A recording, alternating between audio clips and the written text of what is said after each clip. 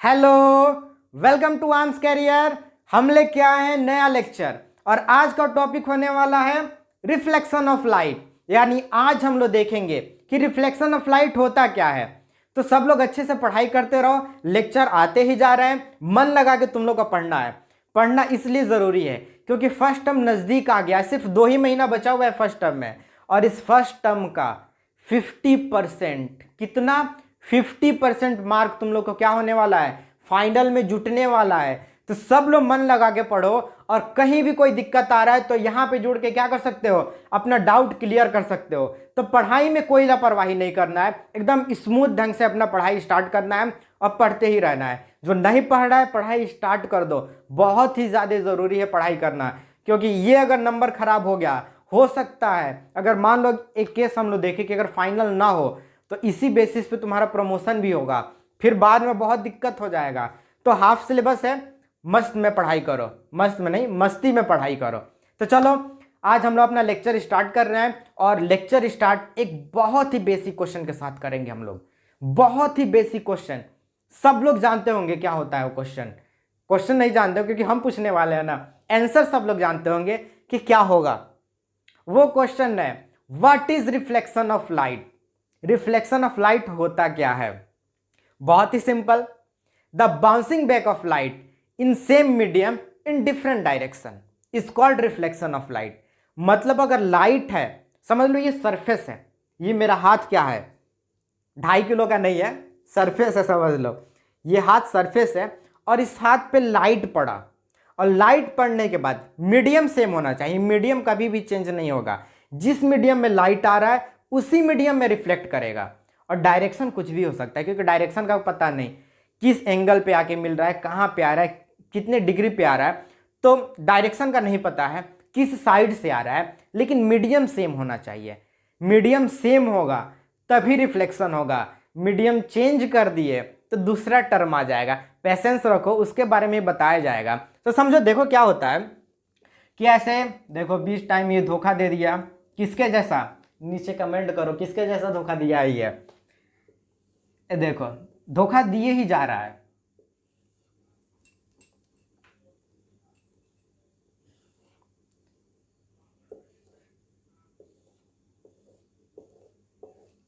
कोई तो चल जाए, कोई बात नहीं, हल्का सा चलेगा। देख लो, समझ लो यहाँ पे क्या है, एक प्लेन सरफेस है, समझ लो मिरर हम लोग समझ लेते हैं।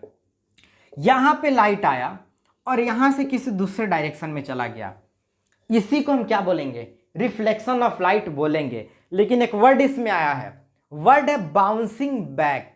बाउंसिंग बैक मतलब क्या होता है, लाइट देखते हो बाउंस बैक कर रहा है। जैसे क्रिकेट का बॉल हो गया, क्रिकेट तो सब लोग खेलते होंगे, नहीं खेलते होंगे तो देखते जरूर होंगे, कहीं ना कहीं कुछ ना देखने को मिला होगा कि बाल बोल रहा है, बॉल को जमीन पे फेंको और जैसे जमीन पे फेंकोगे वो उछल के किसी दूसरे डायरेक्शन में चला जाएगा, इसी को बोलते हैं बाउंसिंग बैक। तो लाइट भी बाउंसिंग बैक करता है। अब लाइट क्यों बाउंसिंग बैक करता है? क्योंकि लाइट पार्टिकल से मिलकर बना होता है, और जब लाइट पार्टिकल से मिलकर बना होता है तो पार्टिकल किसी जगह पे, किसी भी पार्टिकल को स्ट्राइक करोगे किसी भी सरफेस पे तो बाउंस बैक करके आएगा। तो लाइट भी पार्टिकल से मिलकर बना होता है, फोटोन से मिलकर बना होता है, इसीलिए लाइट बाउंस बैक करता है। पूरा डिटेल में हम लोग लाइट के नेचर के बारे में पढ़े हैं प्रीवियस लेक्चर में, लिंक नीचे है। जो समझता है बहुत बढ़िया बात है, जो नहीं समझता है जाके वहां से देख के अपना कॉन्सेप्ट क्या कर सकते हो, क्लियर कर सकते हो। तो यही क्या करता है, लाइट बाउंस बैक करता है। और अगर लाइट बाउंस बैक नहीं करता, सोच लो कि लाइट बाउंस बैक इस अर्थ पे कर ही नहीं रहा है और लाइट बाउंस बैक नहीं करेगा तो रिफ्लेक्शन ऑफ लाइट ही नहीं होगा, और रिफ्लेक्शन ऑफ लाइट नहीं होगा तो तुम किसी भी चीज को नहीं देख सकते हो। किसी भी चीज को तुम तभी देख पाते हो जब उस पर लाइट पड़ के तुम्हारे आंखों तक आता है, तब तुम इस चीज को देख पाते हो, यानी रिफ्लेक्शन होता है लाइट का, तब तुम देख पाते हो। जैसे हम इस मार्कर को कैसे देख पा रहे हैं, इस मार्कर पे लाइट पड़ रहा है और लाइट ये मार्कर लाइट को रिफ्लेक्ट कर रहा है और रिफ्लेक्ट करके मेरे आंखें बोल रहा है, आंखों के अंदर लाइट आया है। तो इसी प्रोसेस को हम क्या बोलते हैं, रिफ्लेक्शन ऑफ लाइट बोला जाता है। अब सोचो रिफ्लेक्शन ऑफ लाइट होता ही नहीं तो कितना दिक्कत हो जाता। तुम फ्रेंड सर्किल में जाते हो मेला घूमने, उधर से लड़कियां अपने ग्रुप में आती हैं मेला घूमने के लिए, बोलते हो ना भाई भाई वो रेड वाली मेरी है। उसमें से तुम्हारा एक दोस्त और निकल के आता है, एक नया प्राणी है, वो निकल के कहता है वो सरसों की फूल वाली मेरी है। सरसों की फूल वाली मतलब येलो कलर की ड्रेस वाली मेरी है। क्यों कह पाते हो? क्योंकि वहां से लाइट तुम्हारे आंखों में रिफ्लेक्ट होकर आ रहा होता है और तुम यहाँ पे बुकिंग अपना स्टार्ट करते हो, वो मेरी वो मेरी तो वो मेरी। और क्या पता उसका रजिस्ट्रेशन कहीं और हुआ रहता है, वो कहीं और बुकिंग अपना करा चुकी रहती है। तो लेकिन ये जितना भी कांड होता है, ये सारा कांड कब हो पाता है? रिफ्लेक्शन ऑफ लाइट की वजह से होता है। क्योंकि वहां से लाइट क्या होता है, तुम्हारी आंखों तक आता है। लाल लाइट आ रहा है, पीला कलर का जो है लाइट को क्या कर रहा है, रिफ्लेक्ट कर रहा है। अलग अलग कलर तुम्हारे आंखों के अंदर आ रहा है। तुम कह रहे हो वाह मेरी वाली मस्त है। कैसे कह पा रहे हो मेरी वाली मस्त है? मेरी वाली नहीं समझना, अपनी वाली, तुम्हारी वाली की बात कर रहा है। मेरी वाली मस्त है कैसे कह पाते हो? देख के, क्योंकि लाइट वहां से रिफ्लेक्ट होकर आ रहा होता है। और यही मतलब बचपन में बहुत सारा हम लोग भी कांड किए हुए हैं। अब देखो छोटे में क्या होता है, समझ में नहीं आता है कि क्या होता है रिफ्लेक्शन ऑफ लाइट। किसी को नहीं समझ में आता है क्या होता है। तुम अगर क्लास सेकेंड थर्ड में हो तुमको पता रहेगा कि रिफ्लेक्शन ऑफ लाइट क्या होता है, किसी को नहीं पता होता था। तो हम लोग के स्कूल में, हम लोग क्लास सेकेंड थर्ड में थे लोग, अब जो भी क्लास हो इतना याद थोड़ी रहता है। उसमें क्या होता था, सैटरडे के दिन क्राफ्ट का पीरियड होता था, आर्ट एंड क्राफ्ट। वहाँ पे कुछ डिज़ाइन बनाओ, कुछ सीखो, कुछ भी पेंटिंग वेंटिंग करते रहो। तो दो चीज़ सबके बैग में कॉमन होता था। पहला चीज़ गम होता था, और दूसरा वो छोटे छोटे जो मिरर आते हैं ना, कांच के छोटे छोटे गोल गोल, कोई ट्रेंगल शेप में आता है, कोई बर्फी के डिज़ाइन में आता है। तुम लोग भी देखे होगे, सितारा जैसा लगा रहता है, कहीं कहीं लोग चिपकाते रहते हैं। तो वो हम लोग लेके जाते थे, कहीं भी सुंदर दिखने के लिए चिपका दिए, हो गया। तो हम लोग क्या करते थे, हम लोग क्लास के पीछे बैठते थे।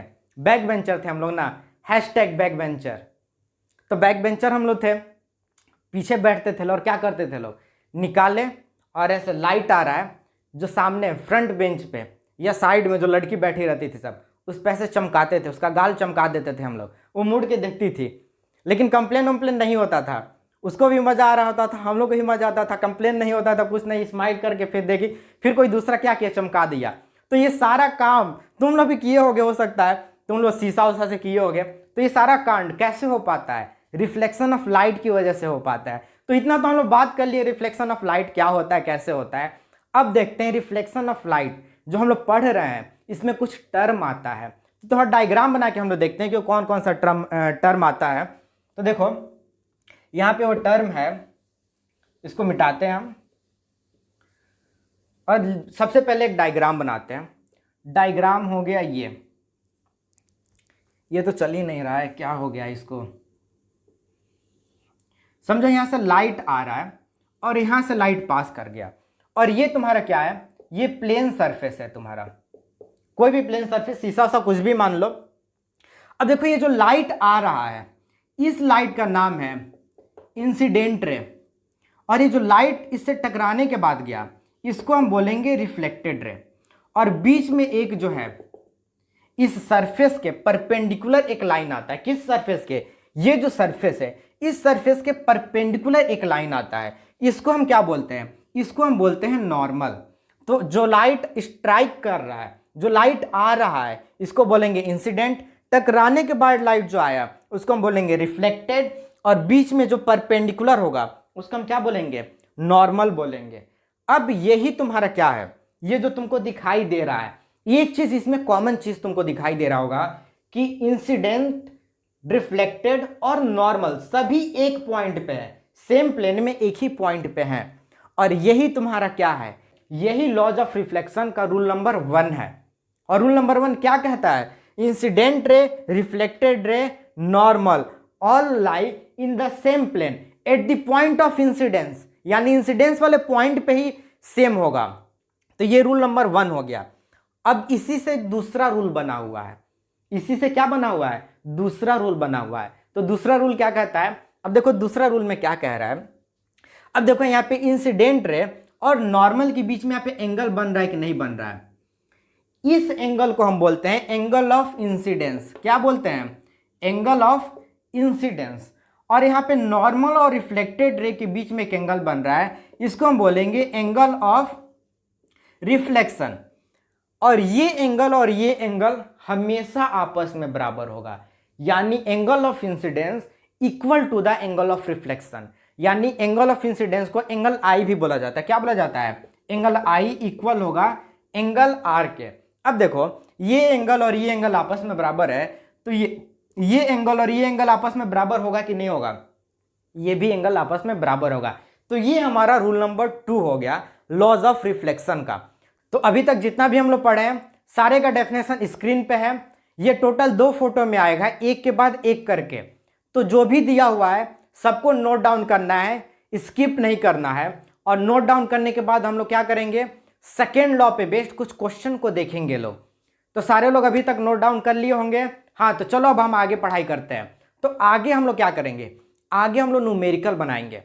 तो स्टार्टिंग हम लोग बहुत बेसिक लेवल से करेंगे और फिर लेवल को क्या करेंगे, इंक्रीज करेंगे। यानी छोटा मोटा क्वेश्चन बनाएंगे और जो लास्ट वाला क्वेश्चन होगा वो थोड़ा सा टफ क्वेश्चन होगा, वहां पे दिमाग लगाने की जरूरत है। तो चलो अभी छोटा सा क्वेश्चन देते हैं एकदम हलवा वाला, जिसको तुम क्या कर सकते हो, निगल सकते हो एकदम तेजी से। लेकिन बाद वाला क्वेश्चन थोड़ा सा लॉजिकल रहेगा, जो दिमाग लगाएगा उसी से बनेगा। तो चलो छोटा सा एक क्वेश्चन देते हैं, एक क्वेश्चन नहीं 2 क्वेश्चन तुम लोग के सामने देते हैं। ये रहा 2 क्वेश्चन तुम लोग के सामने, क्या कर रहे हैं, फेंक दिए। पहला क्वेश्चन है, ये रहा दूसरा क्वेश्चन। सब लोग जानते हो ये नॉर्मल होगा, ये प्लेन सरफेस है, ये भी हमारा प्लेन सरफेस है। ये हो गया ए और ये हो गया बी। अब कह रहा है कि यहां पे जो एंगल है ये 35 डिग्री का है। तो ये एंगल बताओ, ये एंगल बताओ और ये एंगल बताओ। इसका नाम दिया ए, बी और सी। तो ए कितना होगा, बी कितना होगा और सी कितना होगा। और यहाँ पे क्या कर रहा है, यहाँ पे दिया है ये 60 डिग्री दे दिया है। अब पूछ रहा है ये एंगल ए है, ये एंगल बी है और ये एंगल सी है। यानी यहाँ पे भी ए, बी और सी तीनों बनाना है। जल्दी से बनाओ। बहुत सारे लोग एकदम एक्सप्रेस की तरफ बना चुके होंगे, लेकिन कुछ लोग नहीं भी बना पाए होंगे, तो घबराने की कोई ज़रूरत नहीं है। अब इसको समझने के लिए देखो क्या होता है। अभी बताए थे सेकेंड लॉ में कि ये एंगल और ये एंगल हमेशा आपस में बराबर होगा। इंसिडेंस और रिफ्लेक्शन वाला हमेशा बराबर होगा। जब ये दोनों बराबर होगा आपस में, तो ये दोनों भी तो बराबर होगा। तो ये 35 का है, तो ये भी कितना का होगा, 35। आंख बंद करके लिख लो, बताए थे पहले भी। जब ये 35 है, ये 35 हो गया। अब यहाँ पे रुको, अब देखो यहाँ पे जो ये एक सरफेस दिया हुआ है, समझ लो यहाँ पे एक सरफेस हम दे दिए, यहाँ पे प्लेन सरफेस। अब इस सरफेस पे इस साइड मैक्सिमम कितना डिग्री का एंगल बना सकते हो? सब लोग पढ़े होंगे कि इस साइड मैक्सिमम 180 का ही एंगल बन सकता है। कितने का बन सकता है? 180 से ज़्यादा नहीं बना सकते हो। तो देखो ये भी एक सरफेस है और इस साइड में मैक्सिमम कितना एंगल बना सकते हो? ये जितना भी एंगल दिया है टोटल को अगर ऐड किया जाए तो 180 के बराबर ही होगा। तो 180 के बराबर होगा, तो ये और ये मिलके कितना हो गया, 35 कितना हो गया, 70 हो गया। और टोटल कितना होगा, 180 होगा। तो 180 में से 70 को हम क्या करेंगे, माइनस कर लेंगे। तो कितना बचेगा, 110 बचेगा। यानी इन दोनों एंगल का जोड़ 110 होगा। और ये दोनों एंगल आपस में बराबर है, तो कितना हो जाएगा, 110 को 2 पार्ट में कर दो, तो ये हो जाएगा 55 और ये हो जाएगा 55। तो ए हो जाएगा 55, बी भी 55 और सी तुम्हारा निकाल लिए हो 35 होगा। तो ये रहा हमारा पहला क्वेश्चन। पहला क्वेश्चन हम बना ही रहेंगे, दूसरा सब लोग बना लिया होगा, अरे देख के ही बता दोगे। ये 60 है तो ये भी क्या हो जाएगा, 60 हो जाएगा। इतना तो पता ही है ना, दोनों बराबर है। और जब ये बराबर है तो ये हमारा दोनों का अगर ऐड करेंगे तो हो गया 120। अब क्या करेंगे, इस पे 180 मैक्सिमम बन सकता है। कितना बन सकता है, 180। तो क्या करेंगे, 180 में से 120 माइनस करेंगे तो बचेगा 60। और जब 60 बचेगा तो ये हो जाएगा 30 और ये हो जाएगा 30, क्योंकि ये दोनों आपस में बराबर हो और 60 से ज़्यादा हो नहीं सकता है। तो ये एक नॉर्मल सा हम लोग का क्या था, क्वेश्चन था, जो सब लोग बना लिए होंगे। अब ये मतलब यही क्वेश्चन नहीं था, इस क्वेश्चन से हम आगे अपना लेवल इंक्रीज करेंगे। और वो क्वेश्चन क्या होगा देखते हैं। तो इसको हम क्या कर रहे हैं, इसको मिटाते हैं और क्वेश्चन देते हैं। ध्यान से सोच समझ के बनाना, सोच के बनाओगे बन जाएगा। अरे इतना मैं हार्ड जो है कैलकुलेशन सॉल्व कर देता हूँ, ये छोटा सा नहीं करोगे। देखो बहुत ही आसान है। देखो क्या करते हैं, एक बड़ा सा हम क्या किए, अब 2 सरफेस हम ले लेते हैं। एक सरफेस इधर हो गया, एक सरफेस इधर, यानी दो सरफेस को हम ज्वाइंट कर दिए। और रे ऑफ लाइट इधर से यहाँ पे आया, फिर यहाँ पे टकराया, फिर इधर निकल गया, इधर से आ रहा है और दे दिया है, ये दे दिया 35। यहाँ पे नॉर्मल होगा, यहाँ पे नॉर्मल होगा। पूछ रहा है ये एंगल कितना होगा, ये एंगल कितना होगा, ये एंगल कितना होगा, और यहाँ पे कोई वैल्यू नहीं दिया है, फिर भी पूछ रहा है ये क्या है, कितना है, ये कितना है, ये कितना है और ये कितना है। ये तो निकल जाएगा। अब ये कैसे निकालोगे, बहुत ही सिंपल है। सॉल्व करने के बाद कहोगे इतना आसान था ये। चलो देखते हैं, बना रहे हो सब। देखो ये कुछ नहीं करना है, पहला वाला पे बेस्ड है, ये 35 है तो ये तुम्हारा क्या हो जाएगा 35 हो जाएगा, कुछ नहीं करना है। और इस पर मैक्सिमम 180 ही बना सकते हो, तो 35 कितना हो गया 70, तो ये कितना हो जाएगा 55 होगा, ये जो होगा 55 होगा। ये तो सब लोग बना लिए होंगे। अब ये कितना होगा, ये वाला कितना होगा, अब ये वाला होगा, देखो ध्यान से, कुछ चीज दिखाई दे रहा होगा। अब क्या दिखाई दे रहा है इसमें, एक ट्रेंगल दिखाई दे रहा है। अब तो बना लो। देखो यहां पे ध्यान से देखो, यहां से गए, यहां पे पहुंचे और फिर इधर आ गए। यहां पे एक ट्रेंगल दिखाई दे रहा है कि नहीं दिखाई दे रहा है। अब यहां पे एक राइट एंगल ट्रेंगल है। अब राइट एंगल हो या कोई भी ट्रेंगल हो, तीनों एंगल का जो एडिशन होता है 180 के बराबर होता है। कितने के बराबर होता है 180 के बराबर। तो अब देखो यहाँ पे राइट एंगल है, तो राइट एंगल है तो ये 90 होगा, ये सब पहले ही से जानते हो, ये अंडरस्टैंडिंग वाली बात है। तो ये 90 होगा और ये हो गया तुम्हारा 35, और तीनों एंगल का जोड़ 180 होगा। तो 90 प्लस 35 कितना होगा 125 होगा। कितना होगा 125, यानी इन दोनों का अगर जोड़ दिए तो 125 हुआ, लेकिन टोटल होगा 180। तो अब हम क्या करेंगे, 180 से 125 को माइनस करेंगे तो 55 आ जाएगा, यानी ये वाला एंगल तुम्हारा 55 डिग्री का होगा। और जब ये 55 का होगा तो ये भी तुम्हारा क्या होगा 55 का होगा। और जब ये दोनों 55 का होगा तो ये वाला कंसेप्ट लगा दो, ये 55 ये 55, तो कितना हो गया 110, बचा तुम्हारे पास 70, तो ये हो गया तुम्हारा 35 और ये हो गया 35। बस बहुत सिंपल है, ऐसे करके इस क्वेश्चन को तुम क्या कर सकते हो बना सकते हो। लेकिन अब एक छोटा सा ट्रिक जिससे पूरा क्वेश्चन सॉल्व कर लोगे और टाइम भी वेस्ट नहीं होगा, क्योंकि पेपर में इतना टाइम होता है नहीं कि एक ही क्वेश्चन पे इतना टाइम वेस्ट करो। तो क्या करोगे वहां पे एक काम करना, और काम ये करना कि ये 35 है ना, ये 35 है, यानी जो बाहर का एंगल है उसको अंदर लिख देना। जो भी वैल्यू बाहर दिया हो इधर उसको अंदर डाल देना, और जो भी अंदर वैल्यू दिया है उसको बाहर लिख देना, तुम्हारा काम हो जाएगा। एक और क्वेश्चन देंगे, देखते देखते सॉल्व करोगे। तो चलो इसको हम क्या करते हैं मिटाते हैं, और इसके साथ एक और क्वेश्चन देते हैं। एकदम देखते देखते सॉल्व करोगे तुम लोग। ये रहा दो सरफेस हमारा, लाइट आया, ये टकराया और ये निकल गया। यहां पे नॉर्मल, यहां पे नॉर्मल, ये दे दिया तुम्हारा, कितना दे दिया 60।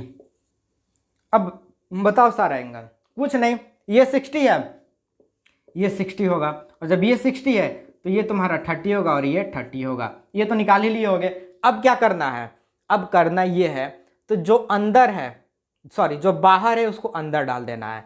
तो अंदर कैसे डालोगे, इसको 60 कर दोगे, इसको क्या करोगे 60 कर दोगे, और जो अंदर है उसको बाहर डाल देना है। तो ये तुम्हारा क्या हो जाएगा 30 हो जाएगा और ये 30 हो जाएगा। है कि नहीं आसान, बहुत ही आसान है।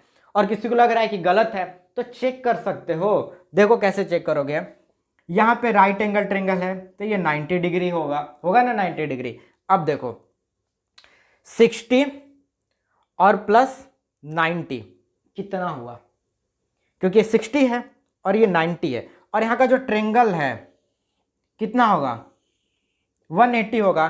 तो 60 और 90 कितना होता है 60 प्लस 90 इक्वल टू 150, और जोड़ कितना होगा 180।